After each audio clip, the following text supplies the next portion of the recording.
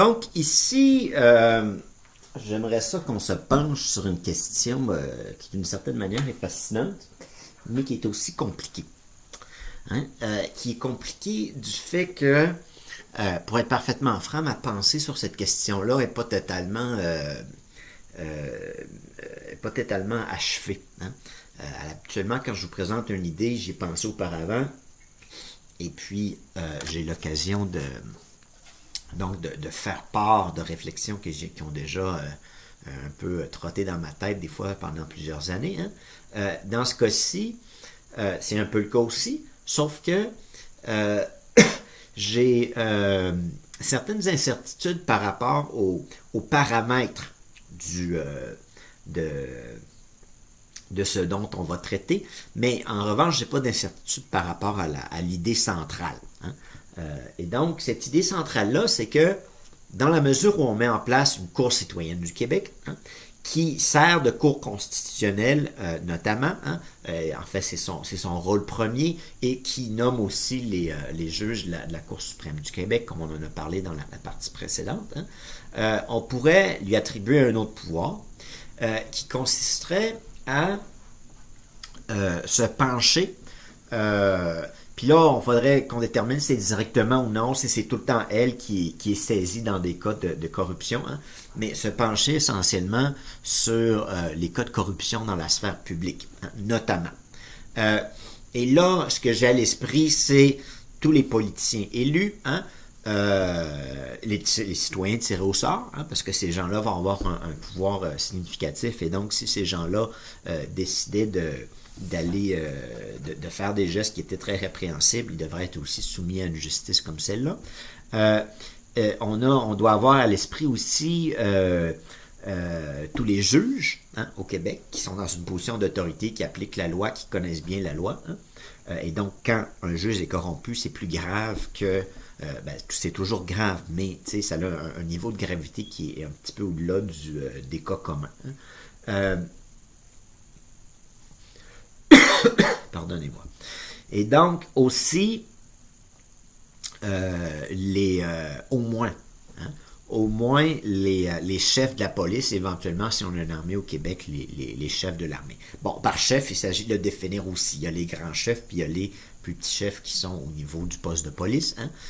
Et donc, les personnes en position d'autorité, disons, chez la police, hein, seraient aussi soumises à ce régime-là, au minimum. Et là, il y a une première question qui est celle de l'amplitude. Hein, donc, on peut penser à un ensemble de personnes dans le secteur public qui ont une bonne connaissance de la loi, hein, qui utilisent parfois la violence comme les policiers le font. Hein. Ils appellent ça la force, mais ça reste que c'est un acte qui s'impose, hein, qui est donc certaines formes de violence physique. Et donc, les juges qui connaissent très bien la loi, les policiers qui connaissent bien la loi et qui utilisent la force, et les politiciens, bien sûr, qui connaissent suffisamment bien le système pour parfois comprendre qu'il y a un petit trou qu'ils peuvent exploiter. Hein. Parfois avec de manière complètement illégale, hein. D'autres fois où c'est d'un point de vue éthique fortement répréhensible, mais où d'un point de vue légal, ça dépend. On ne sait pas. Hein. Puis donc, il y a des zones grises aussi dans tout ça. Mais tout ça pour dire que pour ces personnes-là, c'est clair qu'ils devraient être sous on doit créer un régime particulier pour adresser ce type de problème-là. Aussi, tu sais, bon, c'est lié à la corruption, mais tout ce qui remet en cause, finalement, le système démocratique lui-même, comme les scandales de financement qu'on a au Québec, c'est pas juste qu'une formation politique en a bénéficié puis que c'était illégal. Hein? C'est que il y a un problème moral, là, pour l'ensemble du système. Ça mine la fibre morale du système en tant que tel. Hein? Puis donc, pour tout ce type de situation-là, on pourrait dire que on renvoie ça finalement à la Cour citoyenne, un grand jury essentiellement de citoyens, hein, qui va se pencher sur ces situations-là. Et donc, le premier paramètre qui est ajustable, c'est justement cette question-là de l'amplitude. Par exemple, on pourrait se dire, en plus des chefs de la police puis des chefs de l'armée, hein, on pourrait étendre ça à tous les policiers, aux gardiens de prison et puis aux militaires. Hein? On pourrait dire toutes ces personnes-là, du fait qu'ils utilisent la force, hein, il faudra aussi inclure là, par ailleurs là, les chefs de l'administration carcérale hein, à l'intérieur de la première catégorie. Mais quand on étend, hein, on pourrait là, se mettre à viser d'autres personnes qui ont un rôle très particulier à l'intérieur de nos systèmes politiques. Hein. Parce que quand ces personnes-là décident de violer les droits des personnes et la loi, hein, ils sont capables de le cacher. Hein. Ils savent comment ça marche. Hein.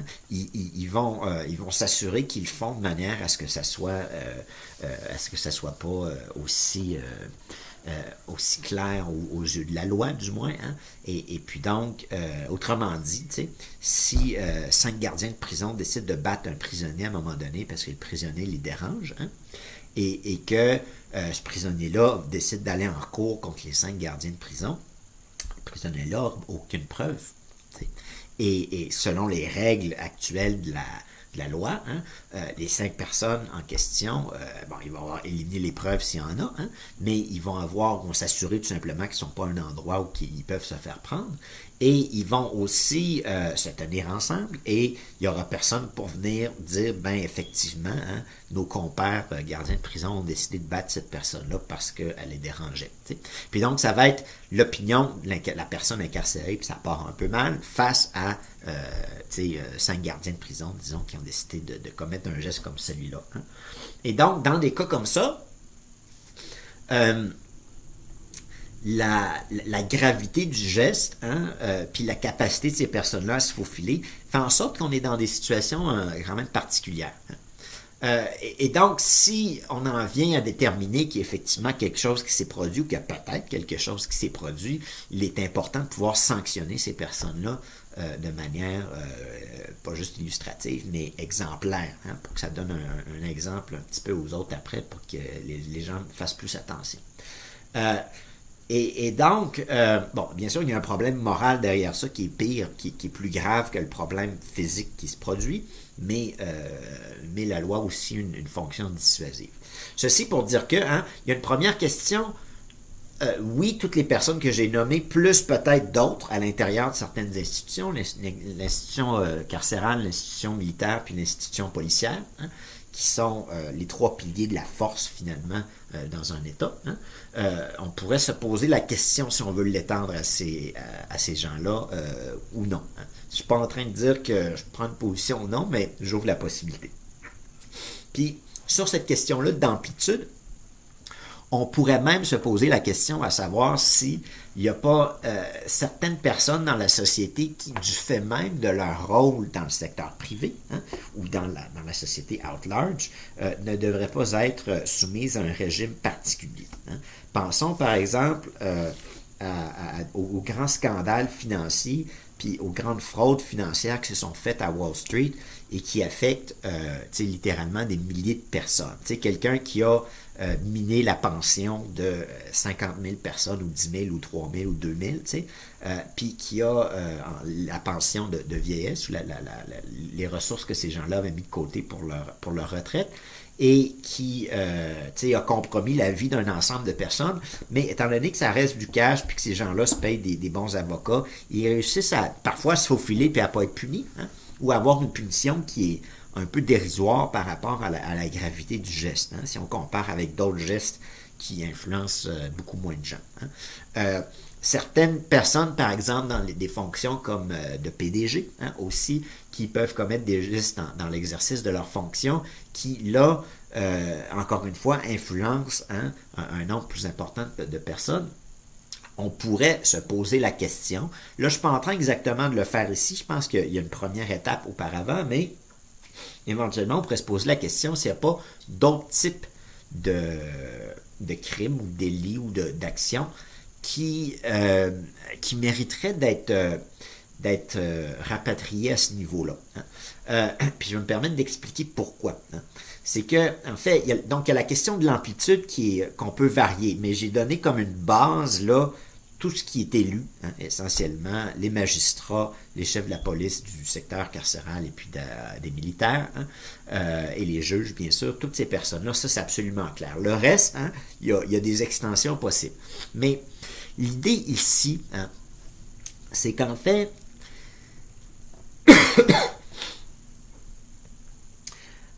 Si on met en place une cour citoyenne comme celle-là, hein, cette cour-là, elle est tirée au sort. Hein, c'est un grand jury. Et donc, oui, il y a la loi qui est là pour dire telle chose c'est un crime, telle chose ça ne l'est pas. S'il y a un crime, il y a telle punition. S'il n'y a pas de crime, il n'y en a pas. Hein. Mais là, ces citoyens-là, étant tirés au sort, ils ont une légitimité qui est... puis là, je suis en train un peu de vous faire un rappel par rapport... Pas un rappel, parce que certainement que vous n'êtes pas penché sur ces questions-là auparavant, ou j'en doute fortement, mais de ce que certaines personnes disent par rapport au jury hein, dans le système américain. Puis ce qu'ils disent essentiellement, c'est que finalement, un jury judiciaire, hein, c'est un peu comme si la décision qu'elle prend devient la loi, ou fait la loi, parce que cette instance-là, on considère qu'elle est un peu au-dessus de la loi, d'une certaine manière. Ça semble un peu drôle de dire ça, mais on peut peut-être illustrer à l'intérieur du système que je suis en train de dire, tu sais, il peut y avoir des citoyens à l'Assemblée citoyenne qui vont faire des lois, hein, qui vont participer à la production législative, mais puis leur légitimité pour faire ça, c'est qu'ils sont tirés au sort. Dans la Cour citoyenne, on a ça, mais qui regarde des cas particuliers. Et donc, on pourrait se poser la question suivante, qui est essentiellement celle à savoir si il ne conviendrait pas, dans certaines situations puis sous certains paramètres, de donner une certaine latitude dans l'appréciation que ces citoyens-là, puis que les magistrats qui sont leurs conseillers d'une certaine manière, qui intégreraient ce que j'appelais la Cour suprême du Québec, hein, est-ce que ces personnes-là peuvent proposer et décider? Autrement dit, hein, supposons qu'il y a un politicien qui est corrompu, hein, puis qu'il y a 2 ou 3 gestes qui sont manifestement illégaux, puis qu'on le punisse pour ça, mais qu'il y en a 36 autres qui sont clairement hein, des violations éthiques ou qui sont dans la zone grise entre le légal et ce qui ne l'est pas. Hein. Cette cour-là pourrait dire, tu sais, ces 36 affaires-là aussi, il faut en tenir compte, puis tenant compte de ça, tu sais, on va ajouter tel élément de sanction par rapport à cette personne-là. Hein. Et elle aurait une légitimité pour le faire émanant hein, directement du peuple, donc représentant la souveraineté populaire au niveau du judiciaire. Et donc, hein, puis il y a un ensemble de règles de preuves, puis de procédures, puis toute la patente judiciaire qui est compliquée, puis qui est une protection dans une certaine mesure, mais qui devient parfois une protection pour des gens qui ne devraient pas en avoir. Hein. L'idée de certaines de ces mesures-là, c'était que on allait protéger les citoyens contre l'arbitraire de l'État, entre autres. Hein. Mais c'est devenu qu'on protège des gens qui devraient être sanctionnés hein, contre ça. on protège les gens qui devraient être sanctionnés, puis au détriment de la société, hein, au détriment du fait qu'on devrait donner l'exemple dans certains cas. Hein. Et donc, pour des personnes qui présentement, hein, puis ça c'est une ironie du système actuel en fait, c'est que présentement on a un système de justice à 2 niveaux. Hein. Il y a la justice pour le peuple, puis les juges, puis les politiciens, mais les juges en particulier sont là pour appliquer la volonté des politiciens, puis garder le couvercle en armite du peuple quand ils sortent un petit peu des gonds de ce qui est acceptable dans une société. Le juge est là pour dire vous êtes sortis des gonds qui sont déterminés par nos maîtres, hein, par les élus. Et puis, leur maître, en revanche, tu sais, les Jean Charest de ce monde, puis il n'y a pas juste lui, mais tu sais, il y avait beaucoup de gens qui étaient associés à cette personne-là pour prendre cet exemple-là. Hein. Son ministre de l'Intérieur, M. Dupuis, Mme Normando, qui s'est fait un peu prise la main dans le sac, mais qui, à ma connaissance, n'a pas été sanctionné, hein, parce que le système de justice ne fonctionne pas. Mais ces gens-là, hein, puis Normando, elle était peut-être un petit peu la soupape, hein, en ce sens que c'était clair que M. Jean Charest était corrompu. Hein? La question ne se pose même pas. Pour quelqu'un qui regarde ça d'un point de vue, disons, là, logique, là, c'est absolument clair que cette personne-là était corrompue, mais hein, du fait que c'est un avocat, du fait qu'il était premier ministre, du fait qu'il y avait des ministres qui lui ont servi de bouclier, il a réussi à s'en tirer, hein, pour l'instant du moins. Hein? Et donc, il y a un système à 2 vitesses. Pour prendre l'exemple de M. Dupuis, hein, qui était ministre de l'Intérieur à cette époque-là, ce ministre-là, à un moment donné, a quitté ses fonctions sans exactement nous dire pourquoi. Mais quand on le regarde, ça commençait à chauffer autour de lui. Hein. Ça commençait, certaines de ses décisions commençaient à se dire, il y a peut-être un problème qui se passe là. Puis, si on considère ça correct, hein, qu'une personne qui était dans une position d'autorité comme ça, là c'est une ironie du système actuel, qui était dans une position d'autorité comme ça, qui était manifestement corrompu, hein, comme beaucoup de ministres du gouvernement Charest, qui à un moment donné commence à sentir que ça chauffe, hein, est wise d'une certaine manière, puis il quitte sa place, puis il prend sa retraite politique. Hein. Puis on considère que c'est correct parce qu'il a perdu le pouvoir, puis on considère que c'est ça, hein, d'un point de vue là, sociologique, hein, la sanction d'une personne qui est dans une position comme ça, puis qui est coupable finalement. Hein, et qu'on considère que c'est acceptable que ce soit juste ça. Hein. Mais dans la réalité des faits, hein, on devrait avoir un niveau de sanction supérieur pour ces gens-là par rapport à des citoyens normaux qui commettent parfois des gestes répréhensibles puis qui doivent aussi peut-être faire face à la justice puis être punis, hein, ou du moins être appelés à l'ordre d'une certaine manière. Mais quand ces gens-là commettent des gestes comme ça, on les laisse filer. Hein. Puis ça, bon, c'est un mauvais exemple pour la société, c'est un mauvais exemple pour les gens qui regardent ça, c'est un mauvais exemple pour les gens autour, c'est un mauvais exemple pour les politiciens potentiels, tu sais, et c'est fortement ironique, hein, en ce sens qu'on devrait avoir une justice, oui, à deux vitesses, mais plus sévère pour ces gens-là que pour le peuple. Hein. Puis présentement, c'est le contraire. Fait que dites-vous que juste cette idée-là, hein, c'est un peu illustratif du problème qu'on a à l'intérieur du système qui existe. Bon, il ne faut pas se le cacher. Hein. Dans l'histoire, puis il faut faire attention aussi. Hein. Il y a des cas où, oui, une personne peut avoir commis un délit ou fait quelque chose quand il était en position de pouvoir. Hein. J'ai deux exemples qui me viennent à l'esprit, mais que d'autres personnes vont vouloir utiliser ça comme prétexte, puis là, il y en a un autre qui vient de me venir à l'esprit, comme prétexte pour faire tomber cette personne-là politiquement. Hein. Je pense à M. Clinton, je pense au ministre de la Justice dans un État, je pense que c'était à New York, hein, l'équivalent, l'Attorney General, qui à un moment donné, c'était un monsieur qui s'était opposé à certaines grandes entreprises financières, puis qui n'était pas aimé de ces gens-là. Puis à un moment donné, on s'est aperçu qu'il y avait un truc avec une escorte. Hein. Puis je me rappelle pas des détails, là, mais dès que ces gens-là qui ont beaucoup d'argent ont réalisé ça, hein, ils ont mis du bidou pour emmener cette personne-là puis la faire sortir parce que cette personne-là les dérangeait beaucoup. Hein.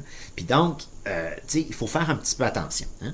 Bon, cette personne-là aussi aurait dû faire plus attention dans ses comportements, bien sûr, mais... Hein, et puis, bon, un autre exemple, hein, qui là m'est pas familier, puis donc je peux pas me prononcer sur la question de manière autoritative, mais l'ancien président du Brésil qui a été mis sous les verrous, je suis pas certain que c'était seulement parce que je suis pas certain que les cas de corruption autour étaient je sais pas. Hein? Ce qui est clair, c'est que cette personne-là dérangeait beaucoup de gens dans l'oligarchie vénézuélienne et puis qu'ils sont bien contents de le voir là parce que eux ont des intérêts qui veulent pousser, hein, et qui vont réussir à le faire avec le nouveau président, et que M. Lula, hein, dérangeait ces personnes-là.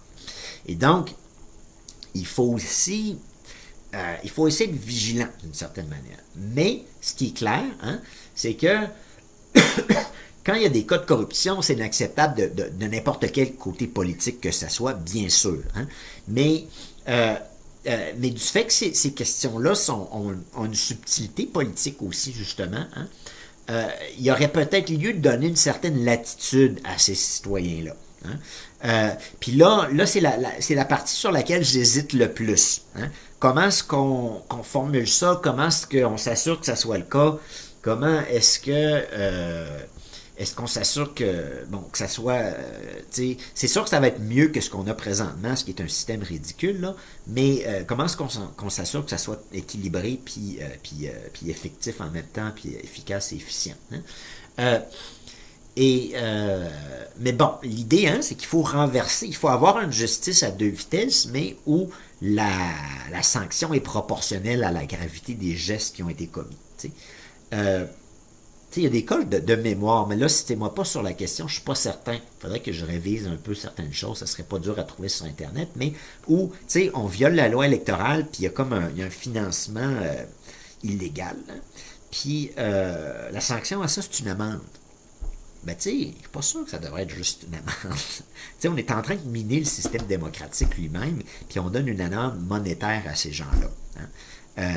C'est plus grave d'un point de vue dans la société de miner le système démocratique que, excusez-moi de le dire comme ça, mais d'aller donner un coup de poing sur la face de votre voisin. T'sais, oui, c'est grave de donner un coup de poing sur la face de votre voisin, puis faites-le pas. Mais, du moins, j'espère que vous ne le ferez pas. J'espère que vous avez des meilleurs voisins que ça. Mais ce que je veux dire, hein, c'est que la personne qui mine le système démocratique, elle ne fait pas juste affecter un particulier, puis sa famille, puis elle-même, puis son entourage. T'sais. Elle affecte toute la société. Hein. Elle peut changer l'orientation d'une élection. T'sais, quand les libéraux recevaient plein de cash là, qui était illégal, ils l'ont utilisé ce cash-là pour se faire élire. T'sais. Puis donc, essentiellement, on a des gouvernements qui étaient illégaux d'une certaine manière, ou qui étaient financés par de l'argent illégal. Hein. Et donc, ces gestes-là sont, oui, plus abstraits puis moins vendables dans les médias populaires, là, spectaculaires, où on aime ça voir du sang puis on aimerait ça jaser de ces choses-là puis que ça frappe l'imagination de certaines personnes, en fait tout le monde, mais tu sais, ça frappe l'imagination de certaines personnes en particulier ou peut-être plus que d'autres. Mais, tu sais, les grandes questions les problèmes de corruption comme ça du système, il faut comprendre que c'est éminemment plus grave hein, que d'autres cas. Hein. Et donc, oui, il faut avoir une justice plus de base, hein, mais il faut avoir une justice proportionnelle à la gravité des gestes qui se commettent là. Hein. Et donc, il y a la question de l'amplitude à laquelle est-ce qu'on devrait limiter ça à certains types de personnes? Est-ce qu'on devrait l'étendre aux officiers de la police, aux gardiens de prison et puis aux soldats? Hein? Est-ce qu'ensuite on devrait peut-être même l'étendre à certains acteurs dans la société qui sont dans une position privilégiée d'une certaine manière où ils ont beaucoup de pouvoir, dans l'exercice de leurs fonctions? Est-ce qu'il y a certains cas comme ça, les financiers, les PDG, d'autres situations sans doute aussi, qui ne devraient pas être intégrés à l'intérieur de ça? Cette dernière question-là, bon, je pense que, comme je le disais, que c'est un peu plus tard à y réfléchir, mais on peut quand même se poser la question. Hein? Puis ensuite, l'autre question, c'est la liberté, finalement, qu'on donnerait à cette assemblée-là d'agir selon son bon jugement à elle. Et de se dire, donc, là, il y a effectivement eu un cas de corruption majeur, hein, et donc, on pense que telle sanction, c'est la bonne chose, et puis c'est ce qu'on décide donc d'appliquer en l'espèce. Hein.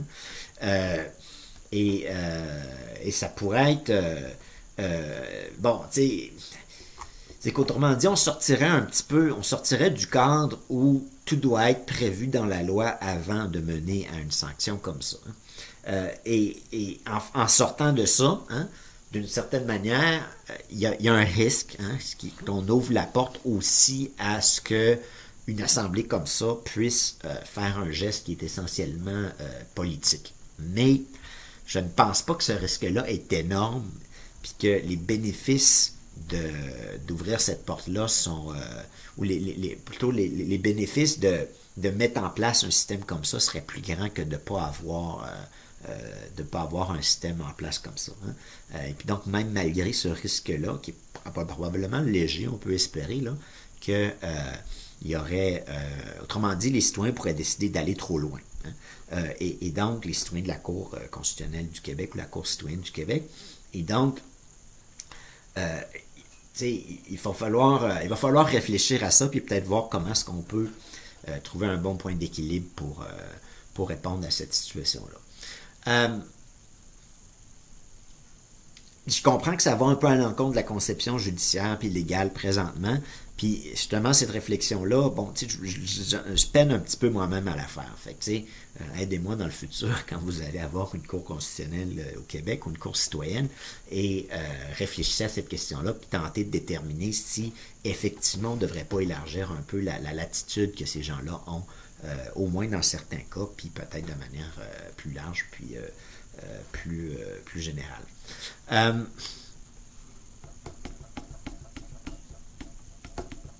Ce qui se passe, qu'on n'a pas, on n'a pas totalement bien préparé une présentation, c'est que des fois, on se pose la question en plein milieu si on a un élément ou deux qu'on voudrait aborder. Il y a du moins un autre propos qui est nécessaire de faire, là. Mais je suis en train de me poser la question, c'est pas un autre paramètre à l'intérieur de ça qui serait nécessaire de mentionner. De mémoire, j'avais quelque chose, mais qui ne me vient pas à l'esprit présentement. Bon. Ceci pour dire que il y a aussi peut-être une petite mention. Bon, je ne sais pas si c'est très à propos je ne sais pas si c'est très juste ce que j'allais dire. J'allais dire que peut-être que dans certains cas, on pourrait réfléchir à une procédure exceptionnelle. C'est-à-dire, par exemple, que la Cour citoyenne elle-même pourrait se dire s'ils pensent effectivement qu'il y a un cas comme ça, qu'ils veulent se réclamer d'une latitude pour punir certains cas en particulier, là, les plus graves, peut-être que, pour sanctionner ces cas-là, peut-être qu'on pourrait avoir un genre de...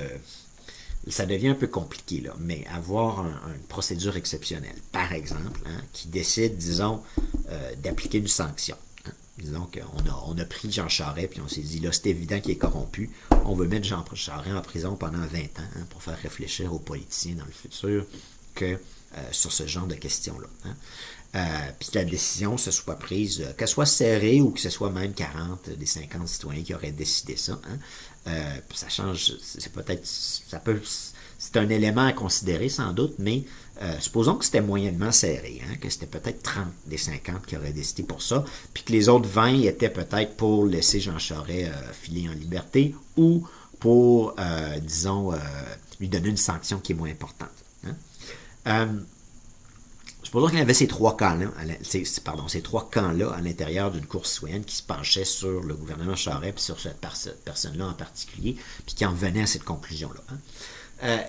À ce moment-là, du fait qu'il y a 50 personnes à l'intérieur de l'Assemblée ou de la cour citoyenne, on pourrait se dire peut-être qu'on va avoir une procédure exceptionnelle.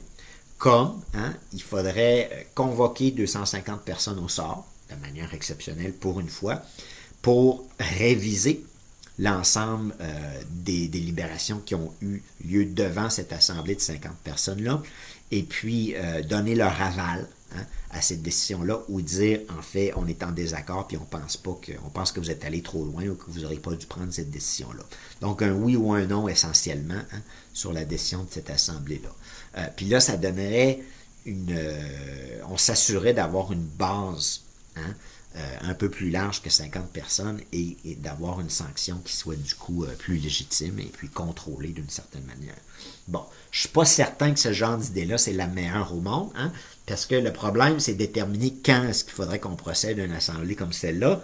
En même temps, c'est faisable, c'est réalisable. C'est pas impossible de mettre en place une telle assemblée et ce sera le genre de thème dont on pourra réfléchir dans l'avenir si on met en place une cour citoyenne. Il y a des étapes auparavant, autrement dit, et puis avant de donner cette latitude-là aux citoyens, on pourrait... il y a d'autres pouvoirs qu'on peut leur donner, puis mettre en place l'institution, puis voir pour cet aspect-là par après. Mais c'est pas inintéressant d'en discuter, puis peut-être, je dis ça peut-être un peu vite, c'est quand même un problème majeur dans nos sociétés électorales, là. J'allais dire démocratiques, mais je considère pas que c'est le cas, mais c'est un problème majeur, et puis donc, peut-être qu'il s'agit là, pour moi-même, de continuer ma réflexion, puis d'arriver avec un produit achevé, au lieu de vous permettre de m'accompagner dans mon raisonnement. Mais, on peut ajuster des choses comme ça. L'autre commentaire que je voulais faire, c'est que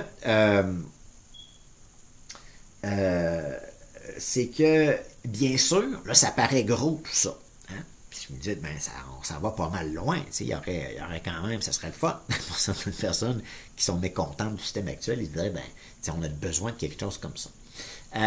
Mais il ne faut pas oublier que toute institution comme ça, surtout une institution visant des personnes en position d'autorité comme ça, et donc ces personnes-là seraient très conscientes des risques qu'ils prennent s'ils décident de violer la loi ou de s'aventurer en zone grise. j'allais faire une mauvaise blague, mais je ne vais pas la faire. Mais c'était quand même drôle. Mais si donc des personnes s'aventuraient dans des chemins moins honnêtes, dans un régime où il y a une institution comme ça, ils penseraient 2, puis 3, puis 4, 5 fois avant de le faire. Parce qu'ils sauraient qu'ils peuvent se faire prendre puis que la sanction va être plus grave qu'actuellement. Et donc, l'effet dissuasif de ça serait très important. Autrement dit, attendez-vous pas nécessairement en donnant un pouvoir comme ça à une course citoyenne qu'on va continuer d'avoir des politiciens corrompus. Ça va probablement régler 95% des problèmes avant même qu'ils se passent. Et peut-être en créer d'autres, il va falloir la Cour constitutionnelle se penche sur ces autres manières-là les personnes plus malhonnêtes auraient trouvé pour se faufiler à travers le système. Mais essentiellement, ce que je suis en train de dire, c'est que avec un organe qui peut punir comme ça, pour utiliser le terme de manière très claire, qui peut sanctionner en termes judiciaires, là, on va dissuader un ensemble de juges, de politiciens, d'officiers de police à même penser s'aventurer dans certains sentiers moins honnêtes. Et puis, il y en a au Québec présentement. Soyez certains que l'institution policière au Québec, c'est pas tous des anges, puis c'est pas toutes des personnes honnêtes. Personnellement, j'ai eu l'occasion de voir une personne dans une cour de justice inventer des choses. Cette personne-là, c'était un capitaine de police. T'sais. Et je savais qu'elle inventait des choses parce que j'étais impliqué et je savais que cette personne-là était en train de mentir. Et donc, tout ça pour dire que c'est évidemment pas une revanche personnelle de mettre en place un système pour un cas particulier, mais c'est pas une expérience que la plupart des citoyens ont. Et puis du fait que je l'ai eu, je peux vous dire que, un autre exemple, par exemple, justement, qui me vient à l'esprit, quand on parlait des personnes importantes, j'ai parlé des PDG, des financiers, mais les recteurs d'université, puis même toutes les administrations universitaires, les membres les vice-recteurs, puis tout ça, là, c'est des gens qui ont un rôle important. Quand des gens comme ça, ou si ces gens-là se trouvent dans une position un peu une zone grise au point de vue légal, là, emmenons ça devant la Cour citoyenne pour qu'on en jase là, etc. On peut ajouter d'autres personnes. Mais tout ça pour dire que en mettant en place une institution comme ça, ces gens-là vont faire attention. Et peut-être qu'il y a certains qui vont être un peu niaiseuses, qui vont se faire prendre, puis qui vont servir d'exemple à ceux qui viennent après, puis qui là, ils vont faire encore plus attention. Puis donc, attendez-vous pas à avoir un ensemble de sujets de corruption qui soient présentés devant cette assemblée-là. Attendez-vous à ne pas avoir de corruption en mettant en place une assemblée comme ça. Plus, pour ceux qui aimeraient assister au procès de certains politiciens, dont je serais probablement partie, je ne vous le cacherai pas, on ne peut pas s'attendre on ne serait pas dans une société comme celle-là. On aurait un mécanisme pour prévoir ça, et du fait qu'on a ce mécanisme-là, le problème ne se présenterait pas. Puis c'est quand même important de le mentionner, là, d'une certaine manière, c'est évident, mais d'un autre point de vue, ça ne l'est peut-être pas pour tout le monde, ou puis on peut peut-être se laisser aller dans l'imagination par rapport à ce qui se produit actuellement au Québec et ailleurs dans le monde. Parce qu'évidemment, c'est pas juste au Québec qu'il y a de la corruption. Le système électoral lui-même, en fait, c'est un système de corruption institutionnalisée. C'est un système où le financement des partis politiques, le lobbying, la patente médiatique aussi contribue d'une certaine manière à ça. Ces éléments-là font en sorte que ces gens-là sont toujours dans une zone grise d'une certaine manière. Et donc, qu'est-ce que j'allais dire? Et donc, c'est... j'ai perdu le fil de mon idée. J'ai l'air fou. Et donc,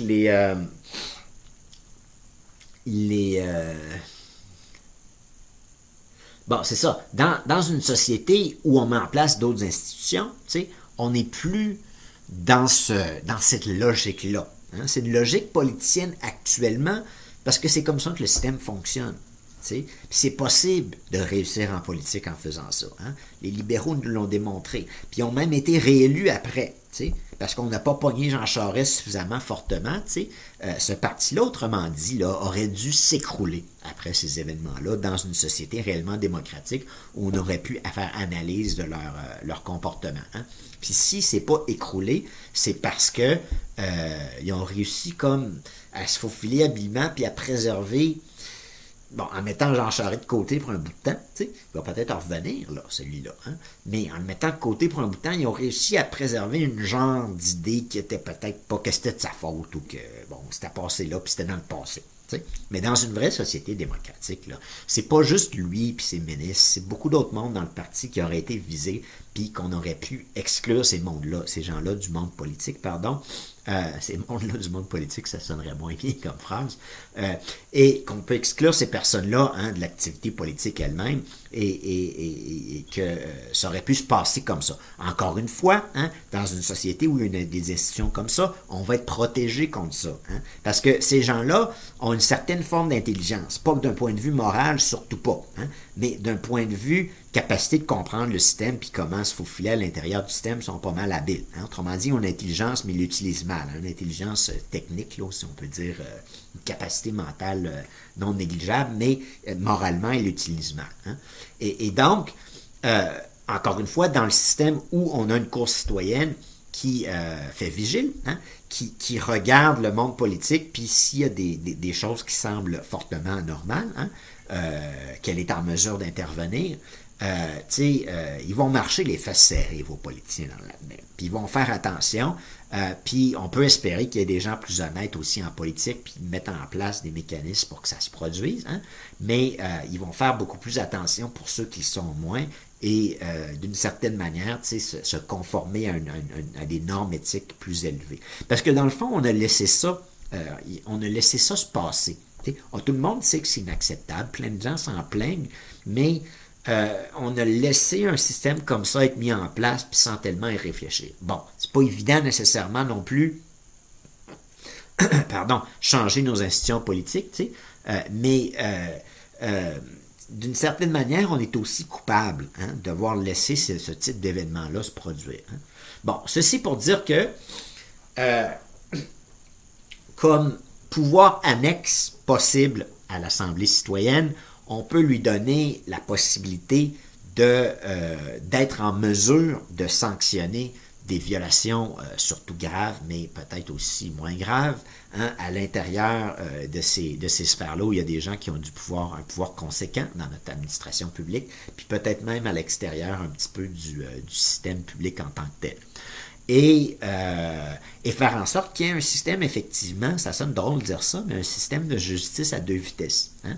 Un système où, de manière plus juste, en fait, de le dire, hein, c'est où il y a proportionnalité de la sanction par rapport aux violations qui ont lieu. Hein?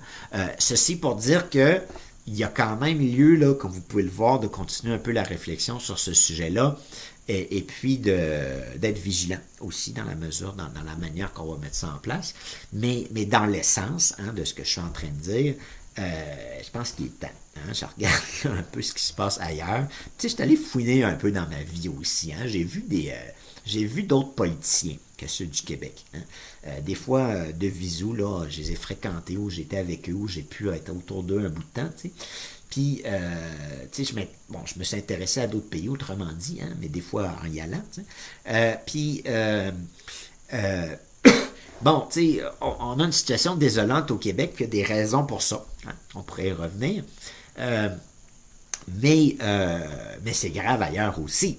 Hein? Puis n'allez pas penser que c'est mieux aux États-Unis, puis en Italie, puis dans plein d'autres sociétés. T'sais. Puis encore une fois, si on donne un exemple d'une institution qui est capable d'intervenir sur certaines questions, hein, ces nations-là pourront peut-être avoir un œil sur le Québec, puis se dire, il y a peut-être une solution là, qu'on devrait importer pour régler nos problèmes qu'on a, qui sont structurels dans certains cas, hein, et qui continuent dans certaines sociétés. Donc, ceci pour dire que cette Cour citoyenne-là du Québec pourrait un petit peu être, disons, on pourrait, comme on dit en français, C'est pour ça que ce terme-là existe en fait dans la langue française. Le terme qui vient en anglais, c'est empowered. Hein? On pourrait leur donner plus de pouvoir et faire en sorte qu'on règle quand même un des problèmes les plus graves à l'intérieur des systèmes qui existent présentement, qui sont un système électoral, bien sûr, hein, un régime électoral, et faire en sorte que ceci étant réglé, hein, finalement, on peut passer aussi à d'autres choses. Hein. C'est un peu niaiseux de dire ça, mais tu sais, quand on passe beaucoup de temps à voir ce genre de sujet-là dans les journaux, puis devoir y penser, puis réfléchir, puis dire, puis que ça se règle à moitié. Il y a d'autres sujets politiques duquel on ne traite pas. Hein? Puis il y a d'autres questions qui sont un peu, qui passent à second plan, parce que là, il faut traiter de ces problèmes-là. Fait que si on ne les avait pas, puis que ces gens-là se comportaient bien ou étaient tout simplement tenus à l'écart du pouvoir, hein, on aurait des sociétés qui puissent avancer, essentiellement. Hein? Donc, peut-être la plus belle idée à retenir dans cette présentation-ci qui penche sur les situations plus désagréables présentement dans nos sociétés. Bon, je pense que je vais m'en tenir à ça pour l'instant, puis ça vous donne une idée aussi. Hein, puis ça, c'est important de le mentionner. Comment, parce que là, il y a une certaine dimension exploratoire dans le propos que je viens de tenir, tu sais, mais comment, tu sais, une fois qu'on a mis en place des institutions comme ça, il y a des possibilités comme ça, il y a un déploiement, puis il y a un devenir de ces institutions-là qui va relever justement du pouvoir de l'Assemblée constitutionnelle du Québec, qui va pouvoir se dire à un moment donné, bon, tu sais, là, on a déjà ça en place, est-ce qu'on va un peu plus loin? Hein? Est-ce qu'on revient en arrière parce qu'on est allé trop loin? Et comment est-ce qu'on gère ça? Comment est-ce qu'on manage ça? Puis il y a un ensemble, certainement, sans doute, de possibilités qui, maintenant, pour nous, du fait qu'on évolue dans le système actuel, hein, puis qu'on est dans la société du 21e siècle, qui ferait en sorte que ce serait très difficile pour nous de s'imaginer, hein, peut-être c'est une idée un peu ambitieuse, mais dans 100 ou 200 ans, hein, qu'est-ce que ces institutions-là vont pouvoir devenir. Hein? Et donc, le plus essentiel, puis là, je me permets de revenir à cette grande idée-là d'Assemblée constitutionnelle, c'est d'avoir à l'intérieur du système lui-même un mécanisme qui s'assure que ces sociétés-là puissent débattre de ces questions-là et mettre en place un système institutionnel qui est satisfaisant pour régler, hein, ces situations-là. Puis donc, oui, on doit se poser la question comment est-ce qu'il faut qu'on règle nos problèmes, mais cette autre question-là, hein, d'une certaine manière, elle est éminemment plus importante. Parce que là, elle permettrait d'inscrire un régime comme ça, d'une certaine manière, potentiellement, hein, du moins de léguer quelque chose qui est fonctionnel à nos enfants, hein, pour le dire comme ça, puis aux générations qui vont les suivre, et de faire en sorte qu'ils ne s'embourbent pas dans des constitutions comme on l'a fait dans les 200 dernières années, qui, à un moment donné, deviennent désuètes et puis problématiques et où il y a une certaine corruption institutionnalisée, comme j'ai mentionné, qui devient partie intégrante pratiquement du système. Donc, ceci étant dit, merci de m'avoir enduré jusqu'ici. Hein.